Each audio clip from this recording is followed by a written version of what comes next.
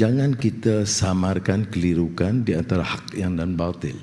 Ada ulas-ulasan, ada yang digelar sebagai ulama dan sebagainya, dan berikan pandangan begitu. Ada ulama yang terkenal, yang ada banyak pengikutnya, yang beri pandangan umpamanya dengan mengatakan, oh, tak betul, minyak tak naik, di Malaysia saja naik.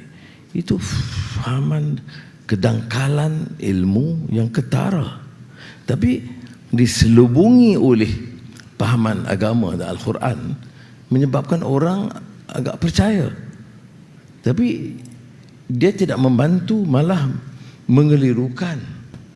Kita ada hak menegur, memberi pandangan balas, tapi kita tidak berhak menghukum berdasarkan fakta yang salah atas dasar kepalsuan. Selat Hormuz, dia tidak berakhir di situ. Kos minyak yang lama ni, yang dari naik, yang diambil sebelum perang, tersangkut di Hormuz dan sekarang beralih ke Pengerang, itu kosnya meningkat kerana kos insurans itu telah melepasi 100%. Kos pengangkutan sendiri, freight charges, juga bertambah.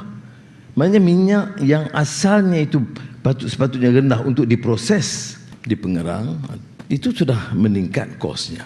Itu harus mengikuti supaya turun menjelaskan. Bukan soal mempertahankan Perdana Menteri atau Menteri Lok ataupun kerajaan. Menyatakan hak.